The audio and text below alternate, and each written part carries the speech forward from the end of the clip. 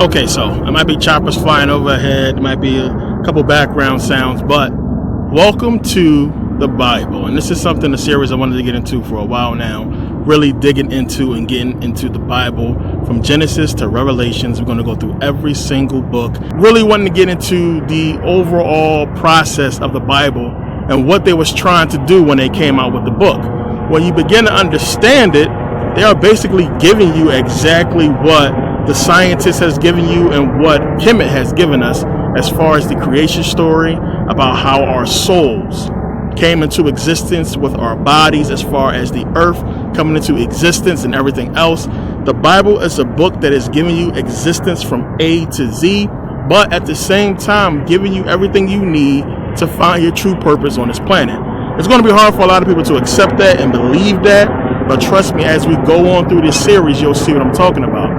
Step by step. If you watch all my videos and follow my series, you'll see as we start digging into different things, we see how the Bible comes into play and how it fits with ancient Kemet. They are trying to reveal something to us, especially in ancient Kemet, which is why when we dig deep into the Bible, it's going back to Kemet, because there's a lot it's trying to reveal to us. Now, one of the toughest things is going to be really getting people to see the pattern of the Bible, and how when you're going through history, how they took different pieces out of history and put it into the Bible.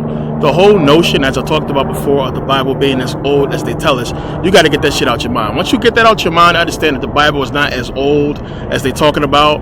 As I talked about before, you're not going to get it being older than the 4th century BCE, and that fits with everything as far as with the Greeks giving us the Bible and everything we've seen biblically from their history and from, actual real history. So when you look at that sort of biblical history, as far as the sense of understanding that when it's talking about the whole Hebrew Israelites going out and conquering and everything like that, it's not the Hebrews. And when you can go back and trace those so-called battles and then, put them with actual Greek battles and wars, you can see what they was talking about. As I talked about in Ancient History 1 and 2, we can see what they did. But those patterns, things like that, is how you really start digging into the premise, the true point of the book, which we're going to get into, and really having it open up your eyes as to where the Bible is going. The key was in Saturn, Satan 1, and understanding about the garden and how the book starts off, which we're going to get into and really go deeper into all of that and all those different aspects. We're going to also use, of course, the Masonic Bible that I have. We're going to get into that, use that book as well. This is going to help us really differentiate from a lot of different things. Now, the Masons ain't stupid. They didn't make it obvious that their Bible is different from ours, because that would be too easy for them to just, show us that you have a Masonic Bible that's different from an actual King James version. It's subtle things, and we'll touch on that. But getting into the books from the beginning and really breaking down book by book, this is the only way you will truly understand what I talk about and truly understand what's going on and how all this stuff fits in with our reality. So when you get through the Bible, which I understand it's tough for people to just read it, Genesis to Revelation, which is why I'm doing this series. It's tough for people to really focus on it while they're reading. It's a lot of different things people don't understand. It's a lot of things that will confuse you in the book, which is why we're going through this entire series, book by book, Genesis to Revelation. And let's get into it. So now, before we get into this, I want to first thank you guys for taking the time to watch and purchase and support. I really appreciate the support. It's been a lot more supporters, as time has gone on, out of nowhere. I think because the channel grew so fast, it's been more supporters in America than ever, in the thousands. A lot more people supporting and commenting, and I was just really trying to catch up on the information, which is one of the reasons why I put out the sale for all of the DVDs, because there's a lot of people with a lot of questions, and I don't have time to really go back and answer all the questions and that I answered in previous videos. So thanks to you guys who have been keeping up with everything from day one. I really appreciate it, and I appreciate the support. It's much needed and much appreciated. And I think a lot of people, once they get through the series and get through the videos, they have so many questions. There's a lot of things. If you can imagine, if you've been watching me from day one, just look at everything we've been through and imagine yourself as a person not having any knowledge of any of that information, and you have a lot of people, young and old, that's coming into this knowledge with no prior knowledge of nothing, not even knowing the name Kemet or understanding that the Egyptians was black. So it's been a lot of people with questions like that. So I appreciate the support, and yeah, let's get into this thing. So we're really going to be getting into the Bible. As I said, we're going to really focus on Masonic Bible, really getting into and understanding the King James Version, and what that entails, and really understanding why this book was made and what this really is. And it's everything. It's everything. I mean, I wish I could have begun with this, from the jump. But as you'll see, it takes so much, information outside and inside the Bible to put all these pieces together to come to this series that we're about to get into now, to really break down and give you the understanding of the Bible and what it's really talking about. So let's jump into this thing. So with Genesis starting out, what they have effectively done when you get it. And as I said, you'll understand some things that we talked about already and touched on in previous videos, but now you're going to see how it all comes together. So when you get into the creation story of Genesis, what they did basically when they wanted to give us a creation story was piggyback off of the ancient Kemet, ancient Egyptian creation story, as we touched on. But as they got closer and got more knowledge and understanding about, science and everything like that, it was changed, which is why the King James Version is what it is and everything is different. Now, we can't go back to the 4th century BCE, or we can't go back even, let's just say the 4th century, or go back to the first Tanakh or Torah, what have you, and see exactly how Genesis was. This is something we can't do. We can't do it with the Dead Sea Scrolls because they won't release it to us. We can't see if it started out in the beginning. Now, to me, when they created the King James Version and they coded it, everything that was put in that book, the King James Authorized Version, was that version for a reason, because the King James Version, as I said, was for them to break down and decode, and what's in it is their agenda. But not only that, it's the true hidden story of what has happened on this planet, given to us in parables. And the only way you can sort of decipher it is if you start looking at real history and understanding what took place. So the science aspect, when they give us in the beginning, talking about space, the pitch blackness of creation out in space, and you have, God speaking. And when you get into the frequency, we're going to be doing this, touching in and out of previous DVDs. Another reason why I released all the videos. If you've seen them, this is going to make a lot more sense to you. You'll be really caught up. But as we talked about in energy and frequency DVDs, about pitch blackness in the beginning, so you had words speaking. God said, let there be light, so on and so forth. And it's just giving you consciousness, creating this energy and vibration and frequency, which is what brings things into physical existence, from energy to the elements, to elements, to atoms, to elements, to give us these different particles or what have you that's going to make up the matter and everything else, everything that we talked about. So it's giving you that subtly in Genesis. And then you have the main thing, which is the first creation story in Genesis 1, when God said, let us make man in our image, after our likeness. And I broke that down, and I told you guys about how this is where you have our true essence, our true essence and what we really are outside of this physical form, which is both masculine and feminine energy. So in Genesis, when it's talking about let us make man in our image after our likeness, it is just the creator, our energy, the creator speaking to itself, plain and simple. So it says male and female created he, them. And as I pointed out, he is gender neutral. That was well known back in the 17th century, 19th century, 18th century. Everybody knew he was gender neutral. They just X'd that out after the 1800s to where, we was left confused. So he is gender neutral. So when it's saying he created man in his image, in the image of God created he, him, male and female created he, them. So it's basically saying the essence, our true energy created, this is the creation of our soul, our energy, what we are, from that energetic field down to just us coming into physical existence and us being split. Plain and simple. So when you're getting into this in Genesis 1, this is what it's talking about. Just the creation of the heavens and the earth, without really getting too much in detail, and the creation of our spiritual energy. And from that spiritual energy, how we was then formed into flesh, into man and women, as it's given us in Genesis 2.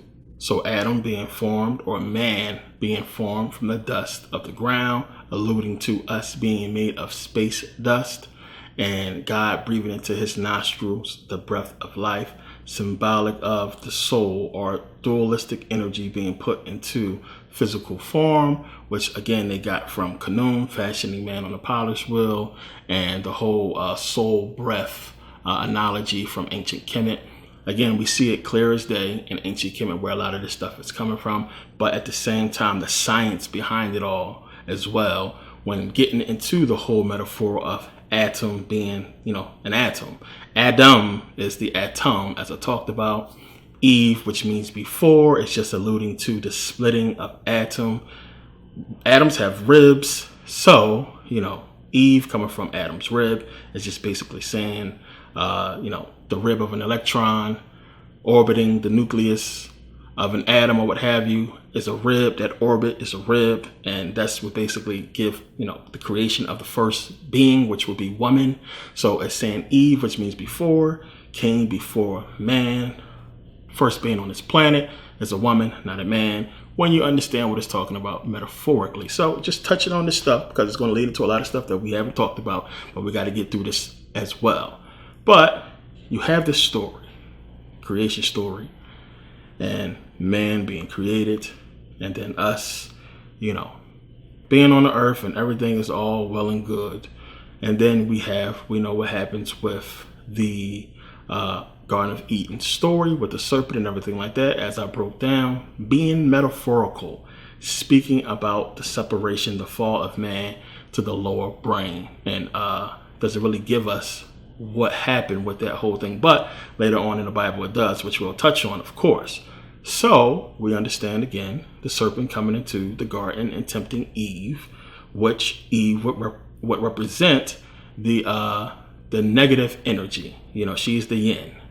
There's also so much more that we can point to as far as Eve and the woman pointing to the serpent, as I talked about in ancient Kemet, in the Queen's Chamber of the Great Pyramid. When you look at the direction that it's pointing through the little opening from the Queen's Chamber, that line is pointing directly to the constellation of Draco.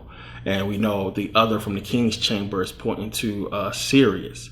So it's given us, as I talked about, the high and low hemispheres of the brain, which the pyramid represents the brain. You have the upper and lower hemispheres of the brain, King and Queen's Chamber, the woman, which will represent the reptilian lower brain, pointing to the Draco constellation and the in space, and that is lower brain, and then the higher brain pointing to Osiris or Sirius or Orion, which is why you have Osiris combining Sirius and Orion together to give us that higher brain. So bam, we have it right there. And then the crazy part about all that is that's actual anatomy. That's our brain. So in the Great Pyramid, as I talked about, we have them showing us that way back in ancient Kemet, how the Great Pyramid is giving us the brain, higher and lower hemispheres pointing to space for very, very crazy reasons, which you're going to get into. I'm telling you, this is deep. This is good right here. When everything comes together from this series, when it's all done, you're going to be masters. That's all I can say. You're going to really get it all, because I couldn't be where I'm at if I didn't give you all this. If I didn't get all this information that I'm about to put out in this entire series, which is going to take a while, but it's going to be well worth the time, I couldn't know what I know. This is going to just kind of answer, as we go through, a lot of questions. It's going to show you a lot of different things, and it's just going to really open a lot of doors in your research as far as why they made this book and why you need to know it, plain and simple. Because if you don't, you're going to get stuck in so many different places. And I feel like, when I get so many questions, I just be saying to people like, damn, if you read this in the Bible, if you understood what it was saying, you would get a lot more things. But again, this book is tricky. It's hard for people to read it. I mean, people just can't sit and read it, and it puts people to sleep. And, I have to do this and break it down this way, because without getting this information, you're not going to go far. You're going to be stuck in so many different things. And so many people have said this, but I can't imagine getting to where I'm at without this book and knowing what the hidden stuff in this book is about. So this is what we're going to be getting into. So even the serpent is just representing where we fell from us having full control of the brain to just being subject to the lower brain. And then the God, which when you begin to understand, let's get this out the way right now, is not good. God in the Bible is not good, as you all know already. When that God, which is really representing the powers that be, when you really understand, as we'll get into, that God accomplishing exactly what it wanted to. That's basically what it is. One, we went from not understanding, and this is another huge thing I gotta put out there, because when you understand metaphorically what's taking place in the garden, you basically have, and it's giving you that concept of a powerful being with knowledge, knowing something that man does not know, and using man to get work done, to do things, controlling man for a while until something happened and man got understanding of what was going on. And then the whole relationship changed between this God and man. So what did God do? Since he can't destroy them, when you really understand what it's talking about in Genesis, he cast them away. Because, what would you do? If you were God and you really, because you got to remember one, God for some reason is in fear of Adam and Eve getting the tree of life. If you was that much in fear to cast them out of the garden, put guards there with flaming swords, why not just get rid of them in the first place? Why not just kill them? Get rid of them, start all over. Why would you put them out there in this sin? You get what I'm saying? Because just like Star Wars would give you the understanding, if you strike me down, become more powerful than you ever can imagine, which is what you need to understand with that metaphor. If he kills them, they get everything. They know already. It's a done deal. You know what I'm saying? So he can't really kill them anyway. So it's the metaphor. He cast them out, hoping that through their lifetime, through what they go through, they never inquire or come back in contact with that tree. And as long as you got guards there, don't got to worry about that. So you begin to understand as we go through the Bible more what the point is. As I said in Saturn and Satan, we got all these books telling us about all these different stories and everything else, when everything we needed to know was right there in Genesis telling us we got the tree of knowledge already. We know we need to figure out a way to get that tree of life. And it's much deeper than, just Jesus and everything else. There's a lot more to this stuff, as you will see. So in Genesis, it's basically giving us that, creation and understanding that something happened. We was created, something was happened to where we was changed, and then we continue on with the story. But you got to understand, before we go any further, that, one of the reasons, the whole thing, and the whole point of giving us the King James Version and basically making it for Freemasonry is to get it in control, to get religion in control. One of the things they had to make sure survive was their doctrines, their book. Whether you realize this or not, without religion, they could not be in power. They would not be where they are today if not for religion. We still have today, as we all know, so many people that fear and revere the Bible and the devil and Jesus and what have you. That causes men to act a different way. That changes everything. When you have a person in a position of power that believe in a biblical religion, and you have the people behind the biblical religion controlling the person in power, and with things like that, you can get a lot of stuff done. Which is even more dangerous is having the people believing the same thing, because then that's it. The people are believing exactly what's in the book. The Mason's job is to basically understand all this, know what's going on, know the purpose of the religions and what it's in place for, and keep it going. This is why we know you have doctors, lawyers, scientists, people in high-ranking positions in military and government and what have you in this secret society as Masons, because these are the people who are going forward and making sure things are being done in the name of the book, the deception, the religion, the people behind the cloak, the people that's running. You get what I'm saying? So they're making sure they're out there. People in these positions that's making these rules and making things pop, they Masons, 100%. And they making sure things run according to the doctrine and the people that's controlling the doctrine. It's everything. So when you get that, there is a fidelity. There is a loyalty you must have to the religion, because the religion is running things. You can get things done based on religion. We done fought so many wars because of religion. All this stuff going on in the Middle East is because of religion. Think about it. All the wars, the explosions and the babies being killed, all the bombings and shootings, so-called 9/11 and everything that's been happening, it's religion. You have people, running these countries based on a religion that's created by men. You have millions of people over there in the Middle East doing what they are doing, living their life because of this religion. It's the same thing in every other country that is religious. It's ruling the world, whether you see it or not. It's so far out there, and it's been going on for so long, and seemingly we see people forsake their religion and go against it all the time. But you got to understand, on the forefront, it's controlling everything. And that, even though time passed, the people that's in power got there because of the religion. Plain and simple. It's the same reason why, people still put their hands over their heart and pledge allegiance and say all these oaths and, Star Spangled Banner, all the national anthem.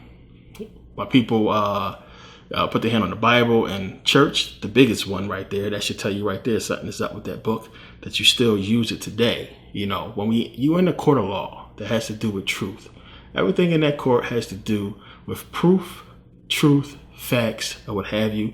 If you don't have it, you lose. You can't prove your case, it's over. And you putting your hand on a book, the irony of putting your hand on a book that is not backed by any proof, it's bonkers. That tells you that it's the people behind it that's running the whole show. So all the stuff starts to coincide when you begin to understand how much is immersed in this book and how it all filters down into Masonry and how these people are using it to control everything. You see why this secret society must exist. So we're going to look at the book and understand the Masonic belief and the Masonic teaching from the Masonic Bible, and understand sort of kind of what, they gravitate towards, what it's really all about. And of course it's coded, and you can read right through it when you really understand what it's saying.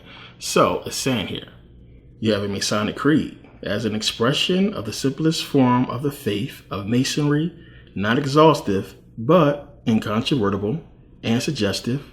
The following is the Masonic belief. There is one God, the Father of all men. The Holy Bible is the great light in Masonry, and the rule and guide for faith and practice. Man is immortal. Character determines destiny. Oh, that's a big one. Love of man is next to love of God. You're not going to walk into many churches and find a preacher that's going to say that, because that's putting man next to God. It didn't say man is above or below. It says love of man is next to love of God for a reason. Why? Because man is God. Woman is God. So love of man is next to love of God, man's first duty. Prayer, communion of man with God, is helpful. Recognizing the impossibility of confining the teaching of Masonry to any fixed forms of expression, yet acknowledging the value of authoritative statements of fundamental principles, the following is proclaimed as the Masonic teaching.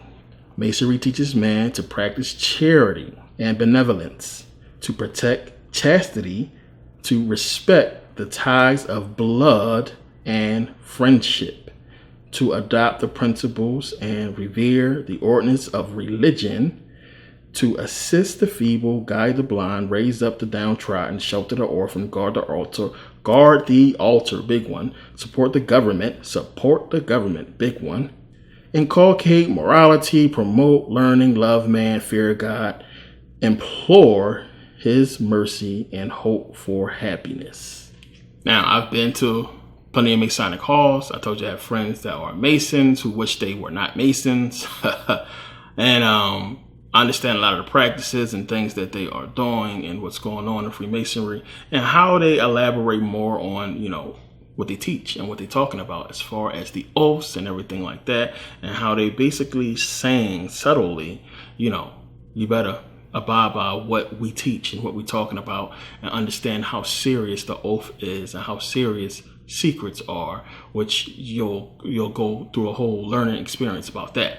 But they groom you for all that, in school, and for people who go into these fraternities, because you have to be smart to even get in and have a certain GPA. So if you can, control and have your grades in order, you can do well at the same time as being in a fraternity, then you can do well later on in a secret society, in business, and, being able to follow the oaths and keep up with your duels and everything else.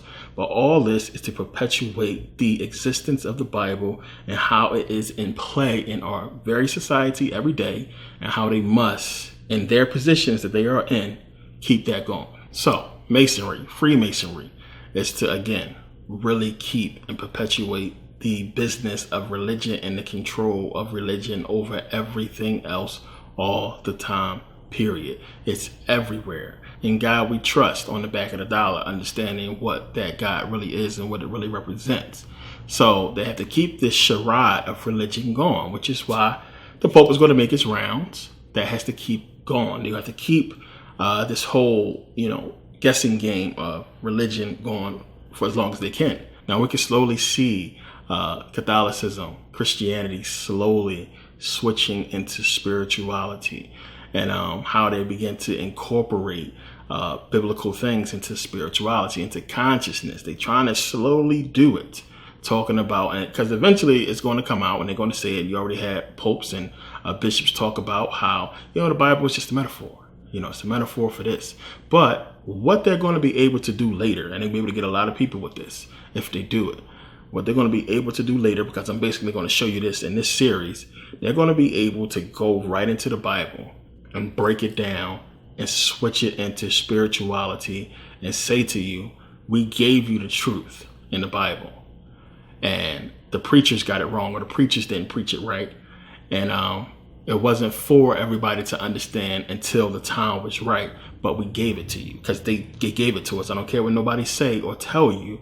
The truth is in the Bible, just not on the surface. And that's one of the conflicts that I have with a lot of people, how I glorify at the same time bash the Bible. I bash it, mainstream media wise or mainstream wise, as far as how we was taught and how we grew up learning it, and people believing the book on the surface versus breaking down the book and understanding the parable that Jesus is talking about in the book, and the parable of the entire book, and that is leading us back to ancient Kemet and really getting us to try to understand what it's all about. So they're going to eventually be able to do that and show that consciousness and science and everything was always in the book. And later on, it's going to blow people away. It's going to blow people's mind. Just how these Hebrews went into the Bible and pulled out Deuteronomy and broke that down, what it having to do with us, and thinking it was written so long ago before, slavery and everything like that, and them being fascinated by it now. That was written, 16th, 17th century still. Even though it was written around the time slavery was going on, a lot of this stuff came to pass, but we, as I talked about, was just basically them, the Masons, who is in control of everything, fulfilling their agenda. So with the Hebrews having it confused that, they talked about us, the black people, going to be in a low state and we're not going to be right and we're going to forever be the servants of white man and everything like that. Well, yeah, the people who gave you this book are still in power, and they are the ones who are in these positions of power, making sure this is fulfilled, because this is their guidebook. Plain and simple. This is what they're going off of. This is the agenda right here. Best place to hide something that's in plain sight. It's right here. Everything. So again, for people who be saying, we're going to get into this about the prophecies coming true and everything like that. Of course, it's right here. The same people that's fulfilling this stuff is the same people that put it there. And when they came up and gave us this book, all it was is the plan that they already set in order, hundreds of years ago, them fulfilling it. So when you grasp that, you understand that what they want to do has been written a long time ago. And to my knowledge, only minor things have been changed because of us, but minor stuff. But nothing has taken them off their main track, their main goal. They're right on track to win, to take over. And, for my opinion, when they start waking up, they will. And it's nothing we're going to be able to do about it. But in getting back into this thing, all this stuff is going to come as we go along. There's a lot more stuff, to get into as far as Masonry in the Bible. But I wanted to touch on that first and get that out of the way because it's going to come up later and you'll understand, why it's going to make sense. But going back, understanding one, talked about in Genesis 1 about the firmament and how, of course, they got it from the temple of Hathor. When you go in there, you look up, you see the waters of noon, and that's what it's talking about as far as the firmament being water, the waters above the firmament and below the firmament, giving you that understanding of, space, the heavens, or what have you. That's another important thing I forgot to touch on, but remember that, this is going to come up later, and it's important for you to understand that in the beginning why it was there. So, it makes sense why it's in the beginning anyway, because you have the creation story. So it's talking about space. So that's a giveaway right there, with the firmament being the waters of noon from the ceiling and the temple of Hathor, talking about space. So it fits with the beginning in the creation story anyway, but we're going to come back to this. Now, man being formed, Adam and Eve being cast out of the garden and basically gone about their business, living. And a lot of things, of course, they leave out because it's a story leading to other things. One of the things you got to, again, understand, at some point in time, other people was being created, and we see later with Cain marrying a woman, and, where did she come from? And they say it was one of his sister or something like that, but that doesn't fit as I broke down. And it skips. It's so much space and time that it's skipped in the Bible that's giving us different points, and that's for a reason. We're going to get into that. I'm going to be saying it a lot, but you'll see as we go. It'll all come together.